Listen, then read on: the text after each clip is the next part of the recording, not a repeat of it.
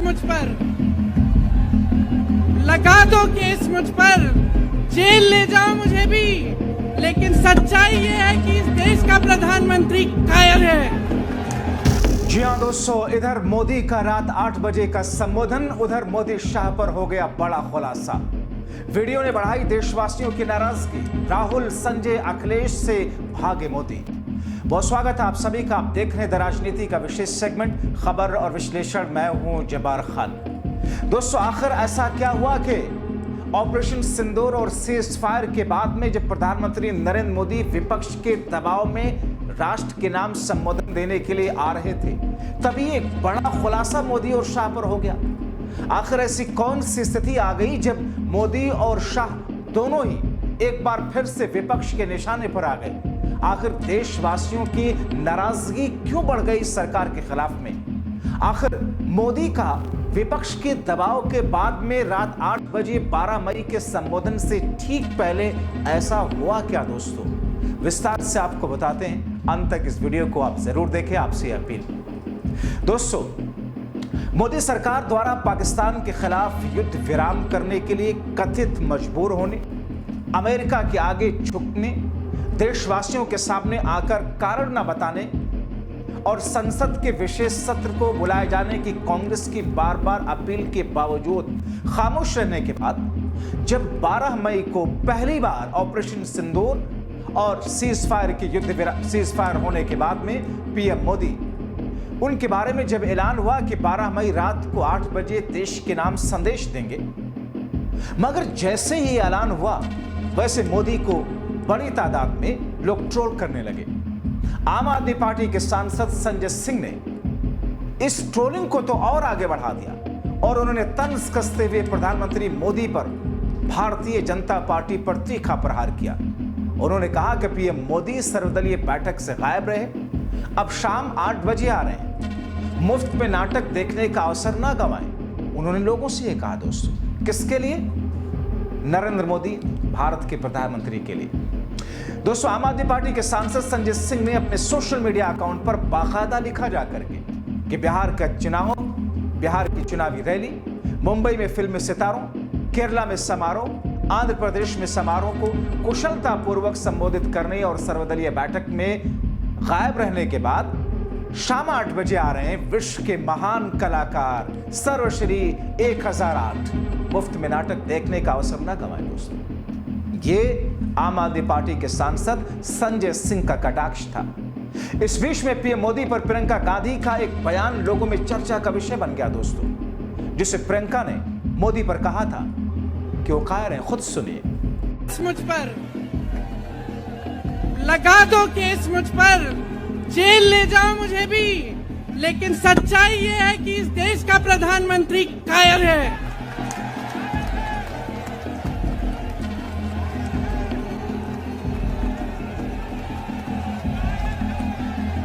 अपनी सत्ता के पीछे छुपा हुआ है, अहंकारी है और इस देश की बहुत पुरानी परंपरा है, इस देश की बहुत पुरानी परंपरा है, हिंदू धर्म की पुरानी परंपरा है कि अहंकारी राजा को जनता जवाब देती है। और इस देश की बहुत पुरानी परंपरा है कि अहंकारी राजा को ये देश पहचानता है। दोस्तों, उधर पीएम मोदी रात 8 बजे अपने संबोधन की तैयारी कर रहे थे। कांग्रेस देशवासियों की मांग की लिस्ट लेकर पीएम मोदी के सामने खड़ी हो गई और मोदी पर एक दबाव बन गया। कांग्रेस पार्टी ने जो मांगे उठाई, इस पर आपको बताता हूं, लेकिन जब ये सारी की सारी बातें पीएम मोदी के संबोधन से पहले सामने आई, एक वीडियो सामने आया जिस वीडियो ने मोदी को बैकफुट पर डाल दिया। सबसे पहले आपको बताते हैं कांग्रेस पार्टी ने ट्वीट क्या किया, बयान कौन सा है, वीडियो कौन सा, जिससे देश की नाराजगी सरकार के खिलाफ और बढ़ी। कांग्रेस पार्टी ने अपने ट्विटर हैंडल पर लिखा, हम सरकार से पारदर्शिता की मांग करते हैं। अमेरिका के राष्ट्रपति ने अचानक सीज फायर की घोषणा की, क्या यह भारत सरकार की कूटनीतिक नाकामी नहीं है? एक, क्या भारत ने तीसरे पक्ष के हस्तक्षेप को स्वीकार कर लिया है? 2, हमने सीज फायर में पाकिस्तान से क्या वादे लिए हैं? देश के लोगों को यह भी जानने का हक है। कांग्रेस अध्यक्ष मल्लिकार्जुन खड़गे और नेता विपक्ष राहुल गांधी ने पत्र लिख करके नरेंद्र मोदी से संसद के विशेष सत्र की मांग की, जिसमें सभी दलों को बताया जाए कि युद्ध विराम की क्या शर्तें हैं। पहलगाम आतंकी हमले में हमारे बेगुनाह लोगों की जानें गई, देश क्रोधित हुआ, सरकार ने सेना को कार्रवाई की खुली छूट दी। कांग्रेस भी हर कदम पर सरकार के साथ खड़ी रही। हमारी सेना ने आतंकी ठिकानों को तबाह किया, लेकिन फिर जिस तरह ट्रंप का ट्वीट आया उससे हम सभी अचंभित हैं। हम सभी के मन में बहुत सारे सवाल खड़े हैं। क्या हमने ट्रंप के बयान से मध्यस्थता स्वीकार कर ली? क्या शिमला समझौता अब रद्द हो गया? ऐसे बहुत सारे सवाल हैं। इसलिए कांग्रेस पार्टी मांग करती है कि सरकार एक सर्वदलीय बैठक, संसद का विशेष सत्र बुलाए ताकि सारी स्थिति साफ हो सके। हम पारदर्शिता की मांग करते हैं। अमेरिकी राष्ट्रपति ने अचानक युद्ध विराम की घोषणा की। क्या भारत सरकार की कूटनीतिक नाकामी नहीं है? जनता जानने के हकदार हैं। क्या हमने तीसरे पक्ष के हस्तक्षेप को स्वीकार कर लिया? पाकिस्तान से वादे क्या लिए, ये भी हमें जानने का हक है। जनता जानना चाहती है। कांग्रेस की मांग मैं फिर से दोहरा देना चाहता हूं, जो राहुल जी और खड़गे जी ने पत्र लिखकर कहा कि संसद की विशेष सत्र बुलाई जाए और उसमें सभी दलों को बताएं युद्ध विराम की शर्तें क्या हैं। आज पूरे देश में जो घटनाक्रम घटी है 22 अप्रैल से लेकर आज तक, जहां हमारे 26 लोगों की जान गई, पूरा देश उद्वेलित था कि आतंकवाद को समाप्त कर दिया जाए और उस दिशा में कांग्रेस पार्टी ने भी समर्थन दिया। सरकार जो भी कदम उठाए हम उनके साथ हैं। सरकार ने कदम भी उठाए, सेना से एक खुली छूट उन्होंने दी और हमारे सेना ने आतंकी ठिकानों को नेस्त नाबूद किया। लेकिन उसके बाद जिस प्रकार से ट्रंप का जो ट्वीट आया है वो सब हम सबको चौंकाने वाला है। सभी अचंभित हैं और इससे बहुत सारे सवाल हम सब के मन में हैं। क्या हमने ट्रंप के जो बयान आए उससे हमने मध्यस्थता स्वीकार कर ली? क्या शिमला समझौता अब रद्द हो गए? हम लड़ाई आतंकवाद के खिलाफ लड़ रहे थे, यहाँ कश्मीर इस मामले में बीच में आ गया। ये बहुत सारे सवाल हैं और इसलिए कांग्रेस पार्टी ये मांग करती सरकार से ऑल पार्टी मीटिंग बुलाए और संसद के विशेष सत्र बुलाए जाए ताकि स्थिति स्पष्ट हो सके। जनता जानना चाहती है और ये जो शंका के जो माहौल बना हुआ है वो बादल छटना चाहिए कि सरकार ने क्या वर्षों से चली आ रही हमारी जो रणनीति है उसे बदल दिया गया है, ये जानना चाहती है। दोस्तों, अब भले ही पीएम मोदी ने अपने अंदाज में अपने शानदार भाषण की कुशलता वाली छवि के साथ देशवासियों को अपनी बातें समझाने की भरसक कोशिश की, भरसक प्रयास किया, मगर लोग अब ये कह रहे हैं उनका भाषण सुनने के बाद कि अभी भी सवाल ऐसे हैं बहुत सारे जिनके जवाब प्रधानमंत्री मोदी ने नहीं दिए।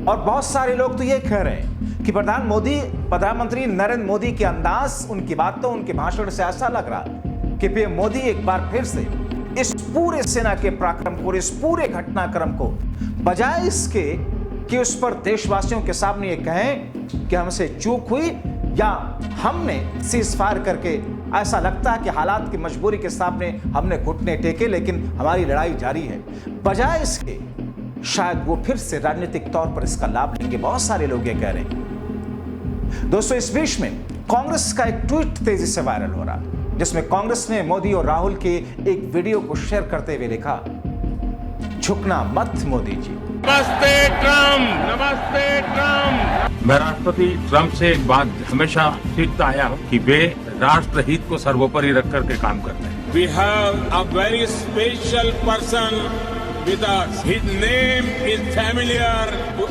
every person on the planet. अब की बार ट्रम्प सरकार। इंदिरा गांधी से एक बार किसी ने पूछा, डू यू लीन लेफ्ट और राइट, मतलब आप दाएं लीन करती हैं बाएं लीन करती हैं? इंदिरा गांधी जी ने कहा, मैं हिंदुस्तान की प्रधानमंत्री हूँ, मैं ना दाएं लीन करती हूँ ना बाएं लीन करती हूँ, बीच में सीधी खड़ी रहती हूँ। ये हमारे जो प्रधानमंत्री हैं, ये सीधा सामने मत्था टेक देते हैं। Somebody once asked Indira Gandhi ji, in the matter of foreign policy, do you lean left or do you lean right? And Indira Gandhi ji answered, I don't lean left or right, I stand straight. I am Indian and I stand straight.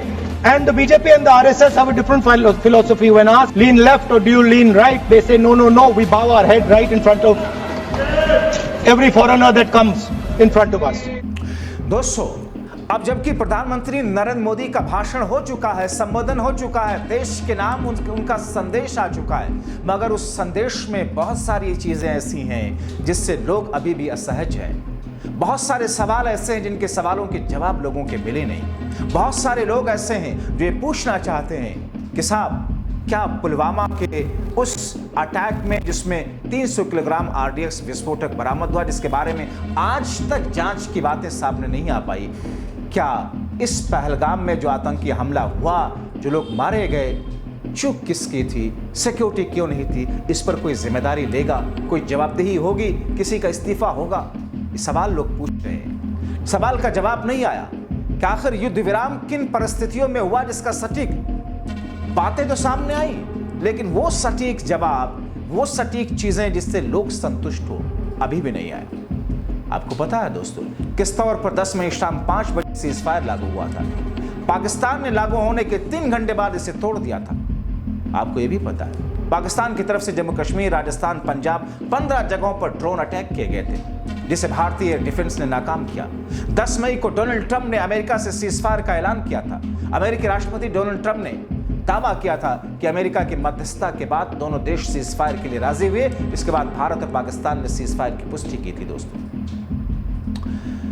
अब उधर पाकिस्तान के प्रधानमंत्री शहबाज शरीफ ने 10 मई की रात को 11:30 बजे पाकिस्तान की जनता को संबोधित करते हुए कहा था कि भारत के खिलाफ पाकिस्तानी सेना के ऑपरेशन बनियानुल मरसूस की सफलता हुई है। पाकिस्तान में इसके बाद में यौम तशक्कुर मनाया जा रहा है। यौम तशक्कुर उर्दू का वर्ड है जिसका मतलब है शुक्रिया का दिन, यानी कि पाकिस्तान अपने तौर पर अपने देश में इसे जश्न मना रहा है युद्ध में जीत के लिए। मगर भारत में हमारी सेना ने पराक्रम दिखाया, आतंकवादी अड्डों को तबाह और बर्बाद किया, निस्त और नाबूद किया 9 अड्डों को। साथ ही साथ में हमारे एयर डिफेंस सिस्टम ने एक ऐसे शौर्य के गाथा लिखी जिससे पाकिस्तान बैकफुट पर गया।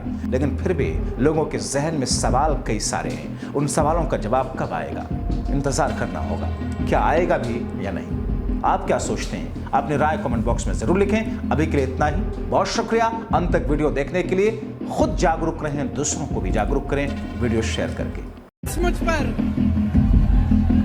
लगा दो केस, मुझ पर जेल ले जाओ मुझे भी, लेकिन सच्चाई ये है कि इस देश का प्रधानमंत्री कायर है।